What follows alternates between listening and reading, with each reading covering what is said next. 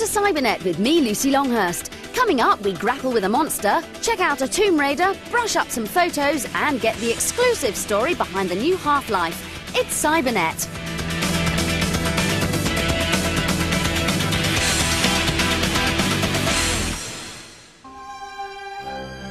We begin this week's show in the company of that acrobatic adventurer Lara Croft. For her latest game, Tomb Raider: The Last Revelation on the PC, she's travelled to Egypt. However, our heroine is about to make a terrible mistake. By removing the Amulet of Horus from the tomb of the evil Set, she unwittingly releases the wrath of this ancient god.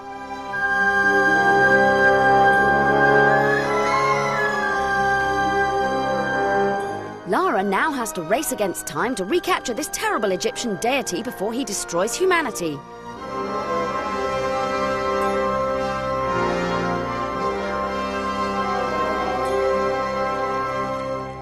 Luckily, our athletic explorer has some new tricks to help her. She can now climb poles and swing on ropes.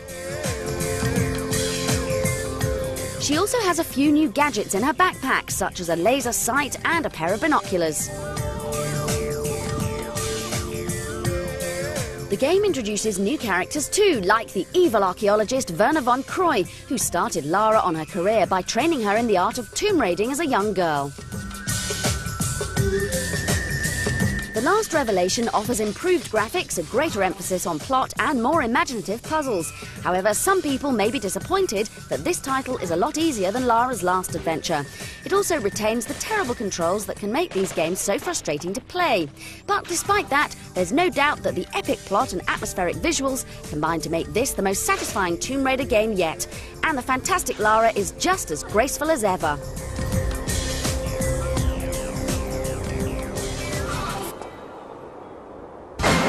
Cybernet gets groovy now as we showcase our top 10 video game dancers. Look at that baby move. Popeye's Bundle of Joy Sweet Pea bops in at number 10. At 9, in an attempt to distract us from their singing, the Spice Girls show us their moves. The funky flock from Sheep know how to disco and go straight in at number 8. Floats like a butterfly, moves like Michael Jackson. Ready to Rumble's Afro Thunder shows off his fancy footwork at 7. At 6, that posing pussy Kitty N shows us all the best ways to bust a groove. With moves to bring tears to your eyes, Chop Chop Master Onion Head jams into number 5. At 4, South Park Chef shows that he's got much more to offer than his culinary techniques. He may be made of granite, but look at him go! King Goron from The Legend of Zelda rocks in at 3. At number 2, a digital David Bowie displays some very odd maneuvers as Boz from the Nomad Soul. But at number 1, the king and queen of the ballroom, Squall and Rinoa from Final Fantasy VIII.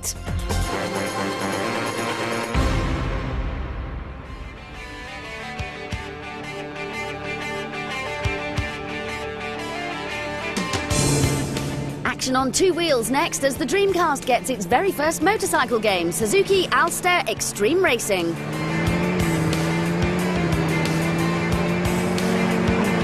With 12 tracks and 6 different motorbikes to ride, you're given the chance to compete in an increasingly difficult motorcycle championship. The aim of the game is to become good enough to race for the legendary Suzuki Alstare team. After all the realistic motorcycle games that we've seen recently, this one seems a strangely old-fashioned affair. Instead of driving around real racetracks, you get the chance to cruise by some unlikely locations, such as through a canyon or along the beach. The analog steering initially feels very twitchy, but once you get used to this, you'll find the handling to be very responsive. The way that the bikes collide with objects can also be extremely unconvincing, but after playing the game for a while, we love the exhilarating feeling of speed. Suzuki Alstare Extreme Racing is a simple game, but its sheer pace makes it a lot of fun.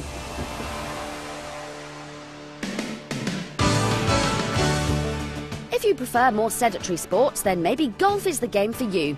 If that's the case, then you might be excited by PGA European Tour Golf on the PlayStation.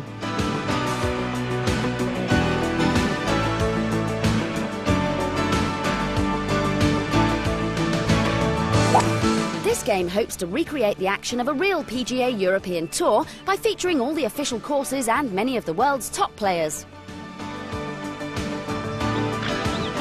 You have the option of playing a quick game or a full championship, and the title creates a good golfing atmosphere thanks to some excellent commentary. I don't think he could have hit that ball any better. He must have had his carrot juice this morning. Unfortunately, the game suffers from some terrible jerky graphics and an unfriendly control system. Although it's crammed full of options such as the ability to create your own golfer or play during the night, it's unlikely to appeal to casual golf fans. But if you've always dreamed of playing a PGA European Tour, this could be your chance, as long as you can find the green. Oh dear, in the bunker. And now something for the creatives out there. Taking photographs is a popular pastime, and now, thanks to a new wave of high-tech digital cameras, there's never been a better time to use a PC to help you with your pictures. Here's Cybernet's basic guide to perfect pics. Firstly, forget about using conventional photo film. On most digital cameras, you can view the picture straight after it's taken, and then decide whether to keep it or not.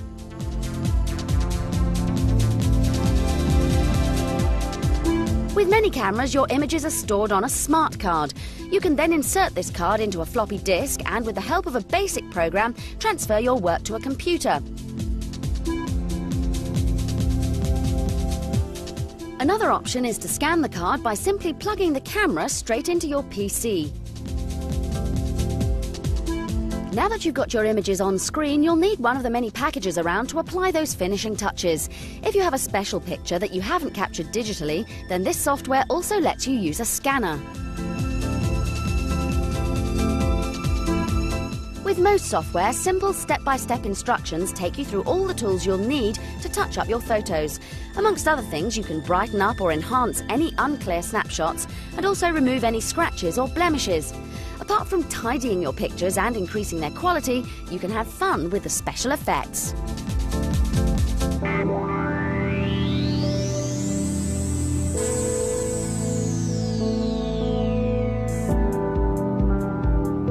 Now, what Dungeon Keeper character does he remind you of? Some packages even allow you to design collages and blend images together. The software provides the basic outline, and all you have to do is simply drag your picture into the frame. Everything from greeting cards, calendars, magazine covers, and fun forms of identification can be created with the right package. With cameras now producing such high-quality images and software offering you the chance to make the perfect photo, you'll be creating great pictures in no time. Pay attention now, the tactics are back. When Pong arrived in arcades over 20 years ago, no one could have guessed how popular video games would become. This classic title was recently updated on the PlayStation and given a new lease of life with 3D graphics and tons of crazy obstacles. But if you're having trouble with the modern version, we've got some cheats to unlock all of the levels. Press Start on the zone selection screen, then press L1, R1, L1 and R1, and then resume playing the game. This code will allow you to access any level, including the 3 classic black and white Pong versions. So forget your Laras and Pikachus and wallow in pure computer nostalgia.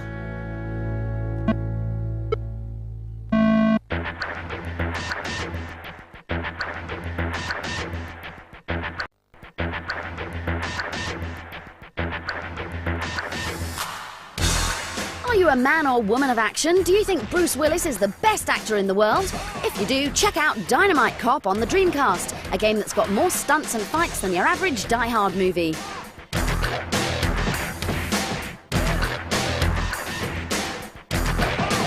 Like any action-obsessed combat game, the plot is really rather simple.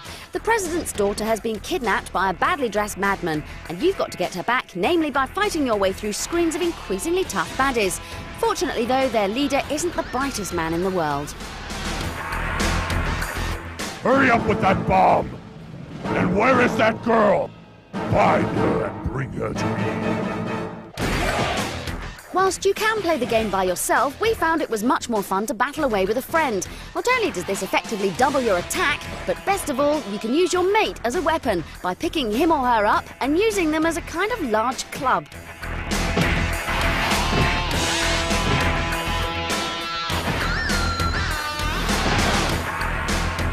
It's this humorous aspect to the game that makes it fun to play, with other bizarre weapons including bowls of fruit and huge fish. Unfortunately, Dynamite Cop is possibly the shortest game in history. We completed it in under half an hour, and whilst there are 3 different routes to follow, together with a survival and versus mode, it just doesn't keep you interested.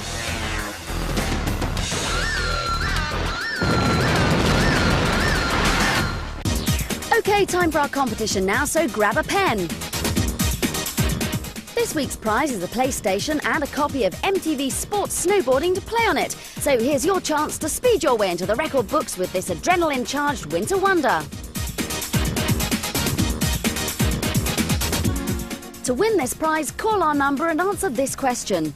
What is the name of the famous cyber babe in the Tomb Raider games? Is it A, Laura Ashley, B, Lara Croft, or C, Annabelle Croft? If you think you know, call 09009 113333. Please dial carefully and don't forget to ask permission from the person who pays the telephone bill first. We'll put up the question and number again at the end of today's show, so get dialing and good luck. Coming up, we go racing at Monaco, check out the new Half-Life and see some multiplayer mayhem.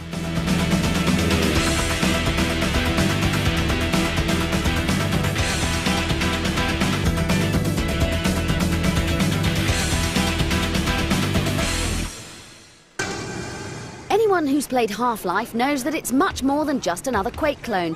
Blending a great plot with interactive characters, fantastic weapons and superb interconnecting levels, it instantly became a classic. And now, hoping to emulate its success, Half-Life Opposing Force has arrived, an add-on pack that's just as innovative as the original.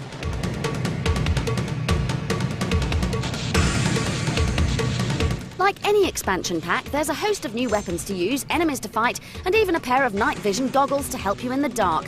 But where, you may be wondering, is the innovation? Well, we had a chat with Gabe Newell, Half-Life's creator, to find out what makes Opposing Force so different.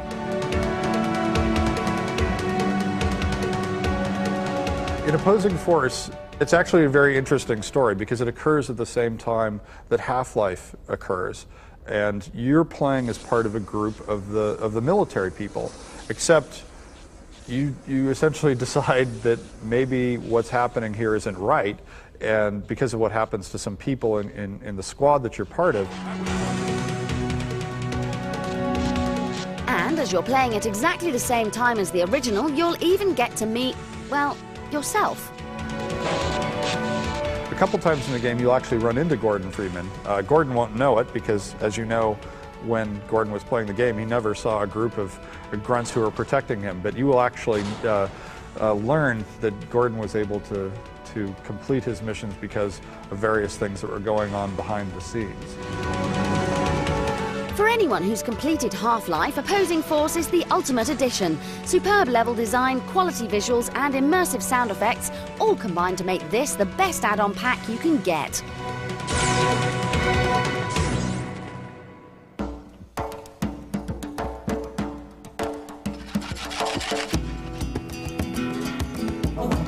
If you're more of a hopeless painter than a master artist, you need help from the Smart Team.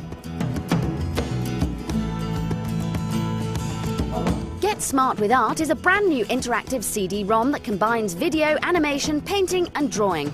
The layout of the title is very simple, and if you follow the instructions carefully, then the tasks will slowly become more complex. Finally, add ears, eyes and a little wet nose. There are many useful tips demonstrating art techniques. For instance, have you ever wanted to know how to draw lightning? Now, if you carefully smudge the lines of your lightning, it will glow. Once you've learnt basic drawing techniques, you can think about creating a picture.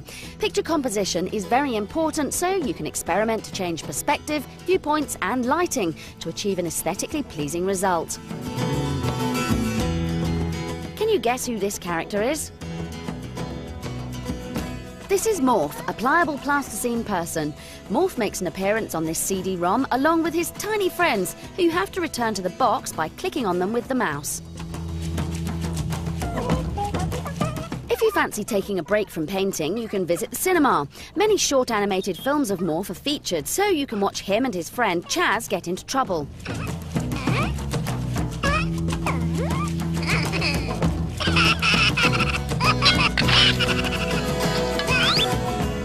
Morph's films are very, very funny, but if you're serious about improving your artistic skills, then Get Smart with Art can do just that. The simple yet essential techniques featured will get you well on the way to becoming a competent artist.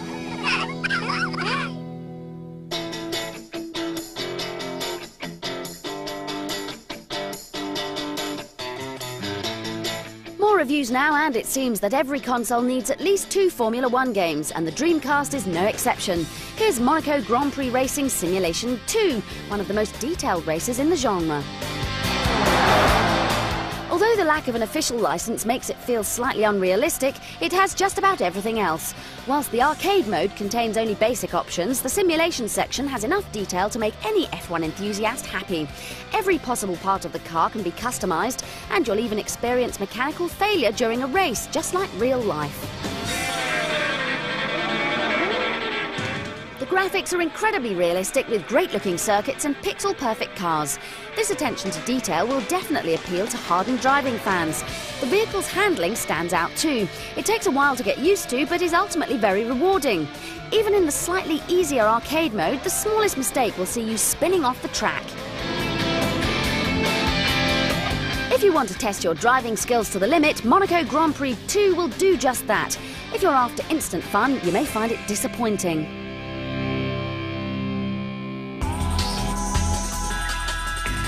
Onto a game where you still get to drive fast cars, it's just that they don't necessarily belong to you.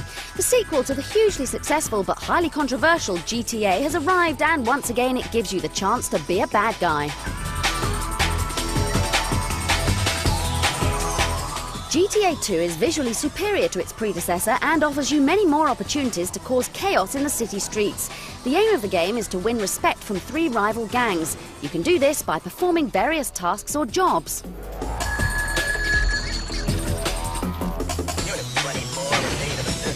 After a while, the action does become repetitive and can be quite violent at times, but the missions later in the game do vary and will require some thought as well as skillful driving. GTA 2 is a worthy sequel, and car-crashing fans of the original will be fighting to grab a copy. Busted!